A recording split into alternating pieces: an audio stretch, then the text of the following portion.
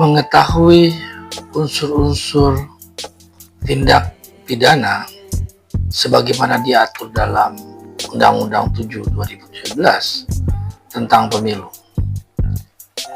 Pasal 488 menegaskan setiap orang yang dengan sengaja melakukan tindakan dengan memberikan keterangan tidak benar, baik untuk dirinya sendiri dan atau orang lain yang berkaitan dengan proses daftar pemilih, ini dikenakan sanksi pidana kurungan dengan pidana maksimal 1 tahun penjara dan denda sebesar 12 juta rupiah. Sanksi ini terdapat dalam rumusan pasal terkait, yaitu di pasal 203 yang tadi menyebutkan setiap orang yang dengan sengaja melakukan perbuatan yang dilarang, mengaku dirinya orang lain, dan atau memberikan keterangan orang lain untuk kepentingan daftar pemilih. Maka delik dalam perbuatan ini adalah setiap orang yang melakukan dengan sengaja. Kalimat prase sengaja itu dimaknai sebagai perbuatan yang diyakini, yang diketahui, yang dipahami berkaitan dengan informasi atau keterangan yang bukan dirinya dan orang lain tadi.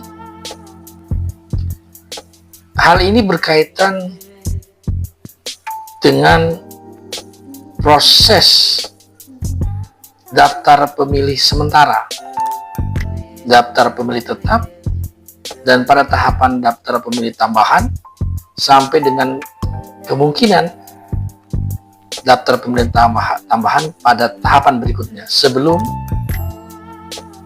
PPS 14 hari dalam mengumumkan DPT di satu wilayah TPS yang menjadi kewenangannya. Nah, kira-kira apa makna dari pasal 203 ini yang dinyatakan sebagai setiap orang yang dengan sengaja melakukan perbuatan? Misal, seseorang sebenarnya dirinya adalah bernama si A, namun dia mengaku si B, dan atau dia sudah mengetahui orang lain yang dimaksud tadi. Orang yang dimaksud ini sebenarnya bernama X, tapi dia menyatakan itu adalah Y. Nah, kedua perbuatan ini kalau dilakukan secara sengaja, diketahui dengan maksud dan tujuan tadi, itu dapat pidana kurungan 1 tahun penjara dan denda 12 juta rupiah. Ini sanksi yang bersifat kumulatif, bukan alternatif, karena berkata dan. Nah, data apa saja yang sebenarnya katakanlah dimanipulatif, dinyatakan sebagai bukan data yang sebenarnya dalam data pemilih? Ada data NIK, ada nama, ada tempat lahir, ada tanggal lahir, ada alamat, dan juga keterangan lain yang berkaitan dengan daftar pemilih. Nah, oleh karenanya pasal 488